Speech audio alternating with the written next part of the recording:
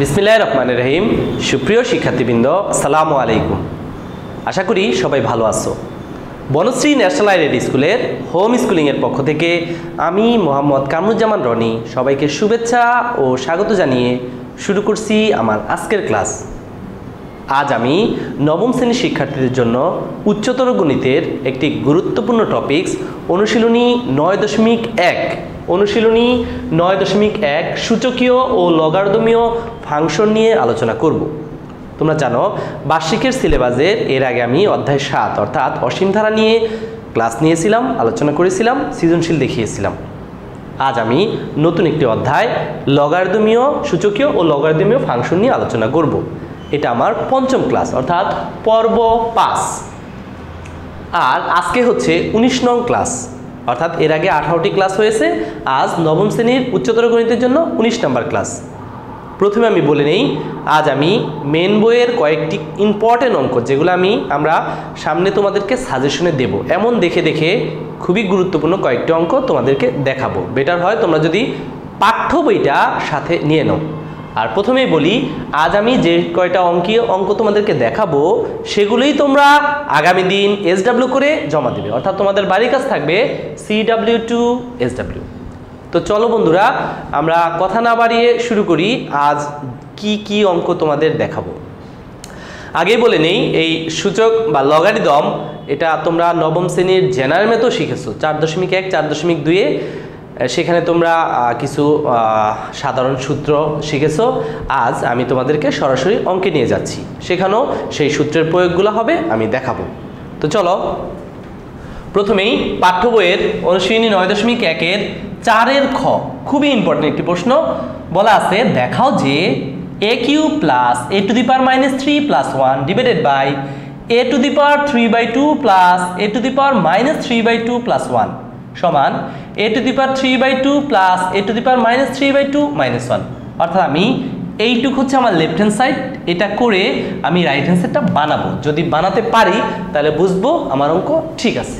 তো চলো, প্রথমেই 4-এর খ দিয়ে আমরা লিখতেছি লেফট হ্যান্ড সাইড।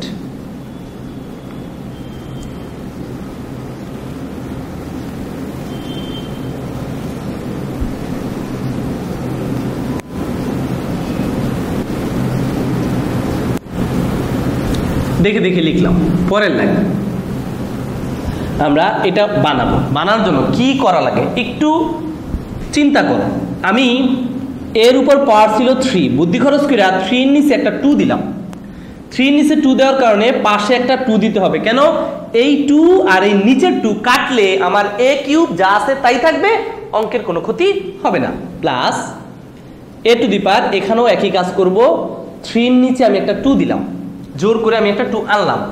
আবার অঙ্কের ঠিক রাখার জন্য পাশে একটা 2 দিলাম। এখন উপরের 2 নিচের 2 কাটলে a⁻³ যা আছে তাই থাকবে। আমি আসলে এটাকে একটা সূত্র বানাতে চাই। কি সূত্র? a² plus b² plus 2ab। 2 যা আছে তাই। আমার a হচ্ছে a⁻³/2, আমার b হচ্ছে a⁻³ লক্ষ্য করো, এই ভিতরেরটুকু আমার a, এই ভিতরেরটুকু আমার b। আমার সূত্র হচ্ছে a² plus b² plus 2ab।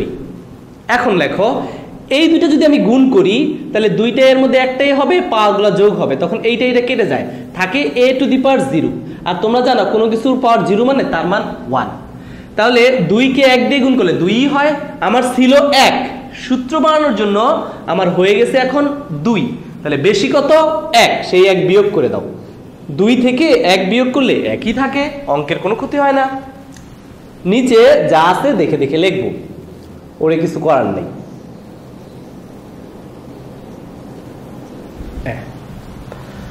পরের লাইন, এইটুকু আমার একটা সূত্র হলো a² plus b² plus 2ab। কিসের সূত্র? সূত্র হচ্ছে a প্লাস b তার হোল স্কয়ারের সূত্র। আর সাথে একটা -1 আছে, তোমরা চাইলে এই 1-কে ব্র্যাকেট দিয়ে আটকে একটা স্কয়ার দিতেই পারো।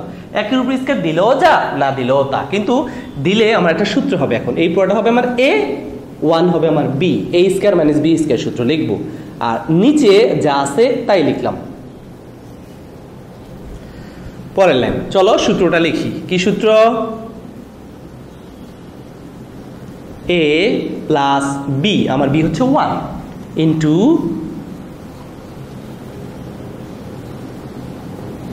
এ মাইনাস বি, আমার বি হচ্ছে 1, আর নিচে যা আছে দেখে দেখে লিখবো।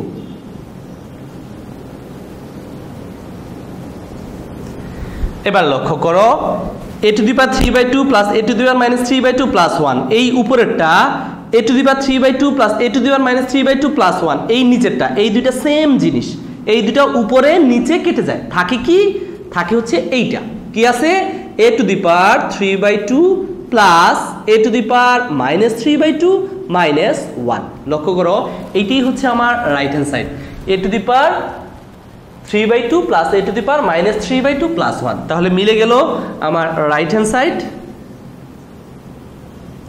সুতরাং লেফট হ্যান্ড সাইড সমান রাইট হ্যান্ড সাইড দেখাইতে বলছে, এর জন্য শুড।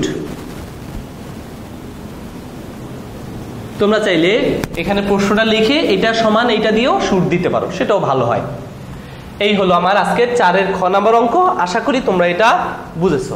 চলো পরের অঙ্ক, আরেকটি ইম্পর্টেন্ট অঙ্ক 5-এর খ।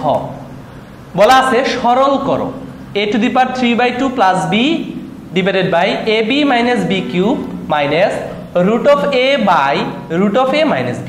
এইটাকে আমি সরল করব। সরল মানে হচ্ছে সহজ, অর্থাৎ ক্যালকুলেশন করতে থাকবো করতে করতে করতে একদিন যখন আর করা যায় না বলবো সেটাই অ্যান্সার। তো চলো 5-এর খ।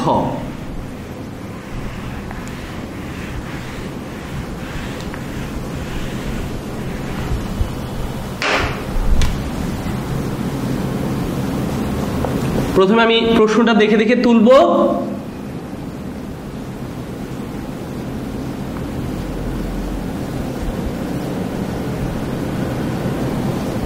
এরপর সরল করা শুরু করব। কি করব? প্রথম লাইন লক্ষ্য করো, আমার আছে a টু দি পাওয়ার 3/2, একে আমি ভেঙে আমি লিখবো a into a to the power half. এই a টু দি পাওয়ার 3/2 এটা যেই কথা, কেউ যদি এইটা লেখে একই কথা। কেন এই দুইটাই থেকে তুমি একটাই লেখো আর পাওয়ারগুলো যোগ করে দাও, দেখবে তোমার a টু দি পাওয়ার 3/2 হবে।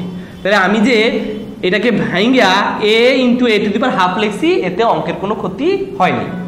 সাথে প্লাস b আছে দিলাম, নিচে ab minus b cube minus এই পাশেও যা আছে তাই।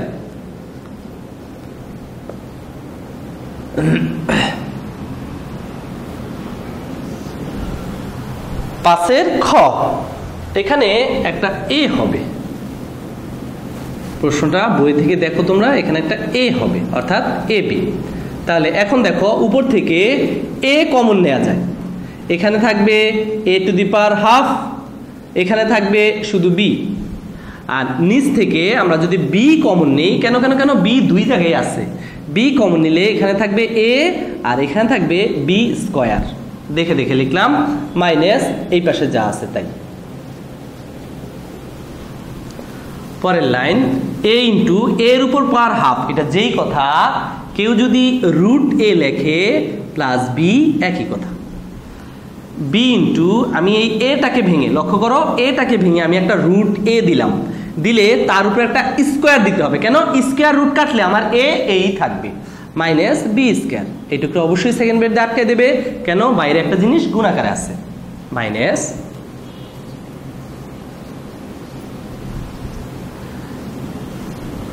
উপরে a into root a plus b, নিচে b ইন্টু, এইটা আবার সূত্র হয় a square minus b square সূত্র। কি সূত্র?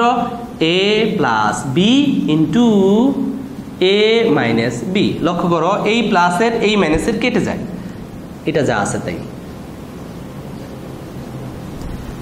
কাটলে আর কি থাকে? উপরে থাকে শুধু a, আর নিচে b into root a minus b minus root a minus b, দেখে দেখে লিখলাম।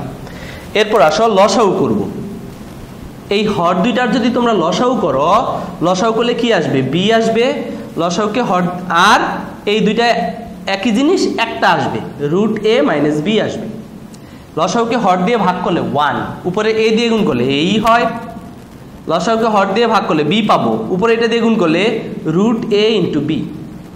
নিচার জায়গা নেই, আমরা এই পাশে লিখি কি আছে দেখো, উপরে আছে একটা এ, আমি একটা এ কে ভাঙ্গা দুইটা রুট এ লিখতে পারবো, সাথে আবার মাইনাস রুট এ ইন্টু বি, আর নিচে বি ইন্টু রুট এ মাইনাস বি। দেখে দেখে লিখলাম নিচেরটা।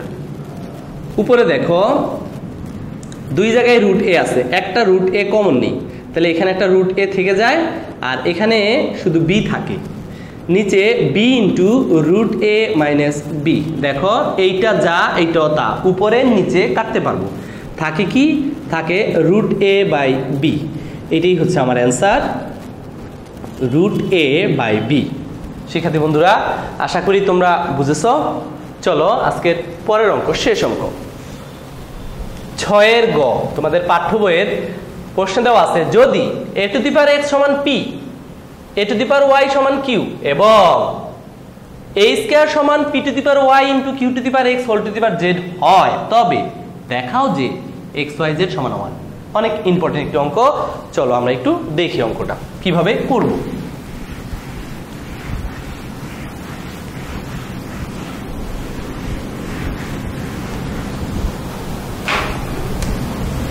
ছয়ের গ নাম্বার দিয়ে প্রথমে আমরা লিখব দেওয়া আছে। প্রশ্ন দেখে দেখে লিখব, প্রশ্নে কি দেওয়া আছে। দেওয়া আছে এ টু দি পাওয়ার এক্স, এইটুকুর মান পি দেওয়া আছে, এ টু দি পাওয়ার ওয়াই, এইটুকুর মান কিউ দেওয়া আছে, এবং আরেকটা জিনিস দেওয়া আছে এ স্কোয়ার সমান সমান P to the power Y into Q to the power X whole to the power Z. পরের লাইন, বা এ স্কোয়ার যা আছে তাই সমান এই পি এর জায়গায় আমি পি এর মানটা বসিয়ে দিব। প্রশ্নে দেওয়া ছিল পি এর মান এ টু দি পাওয়ার এক্স, তাহলে পি এর জায়গায় লিখলাম এ টু দি পাওয়ার এক্স, আর তার বাইরে যে ওয়াই আছে দিতে হবে, ইন্টু কিউর জায়গায় কিউর মান এ টু দি পাওয়ার ওয়াই, তার বাইরে এক্স আছে, আর এইটুকুর বাইরে আবার পাওয়ার আছে জেড। পাশে সাবডিনোতে বলে দিতে পারো মান বসিয়ে, বা এ টু দি পাওয়ার এক্স সমান সমান পি বসেছি, আর কিউর জায়গায় আমরা এ টু দি পাওয়ার ওয়াই বসিয়েছি। পরের লাইন, বা এ স্কোয়ার যা আছে তাই, এই পাওয়ারটা জেডটা এটার উপরও পড়বে, এই পাওয়ারটা এটার উপরও পড়বে, তাহলে এখানে হবে A to the power X Y Z, এখানেও হবে এ টু দি পাওয়ার, একটু সাজায় লিখলে এক্স ওয়াই জেড, একই কথা। পরের লাইন, বা এ স্কোয়ার সমান সমান, লক্ষ্য করো দুইটা এ আছে, আমরা একটা এ লিখবো, আর গুণের বেলা সূচকের নিয়মে হচ্ছে পাওয়ারগুলো যোগ হয়ে যায়, X Y Z plus X Y Z. পরের লাইন, বা এ স্কোয়ার সমান সমান এ যা আছে তাই, এই দুইটা যোগ করলে 2xyz। এখানেও এ আছে, এখানেও এ আছে, বাদ দিয়ে দিতে পারি, থাকবে 2 সমান সমান 2xyz। কেন? সূত্রটা একটু দেখো, এ টু দি পাওয়ার এক্স সমান সমান যদি A to the power Y হলে এক্স সমান সমান ওয়াই হয়। এরপর এই পাশে 2 আছে, এই পাশে 2 আছে, উভয় পক্ষকে যদি আমরা 2 দ্বারা ভাগ করি তাহলে xyz সমান সমান পাবো, xyz সমান সমান পাবো 1। এটাই হচ্ছে আমার প্রমাণের লাইনটা, বলছে দেখাও যে xyz সমান সমান 1, তার মানে দেখানো হলো, বা শুট দিতে পারো।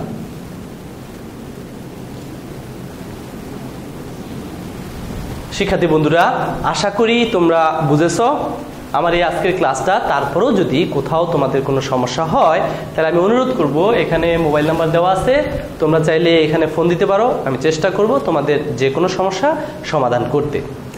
যাওয়ার আগে তোমাদের জন্য কিছু পরামর্শ। নবম শ্রেণীর বার্ষিক পরীক্ষা অবশ্যই হবে, এখন তোমরা বার্ষিক পরীক্ষার জন্য সর্বোচ্চ প্রিপারেশন নেবে। যে নবম শ্রেণীটা সিরিয়াসলি লেখাপড়া করবে তার জন্য দশম শ্রেণী সহজ, আর যে নবম শ্রেণীতে ফাঁকি দেবে তার জন্য দশম শ্রেণীটা কঠিন। আমি আশা করি তোমরা নবম শ্রেণীতে খুব সিরিয়াসলি পড়ালেখা করবে। আবার দেখা হবে নতুন কোনো ক্লাসে নতুন কোনো বিষয় নিয়ে। সে পর্যন্ত ভালো থাকো, আল্লাহ হাফেজ।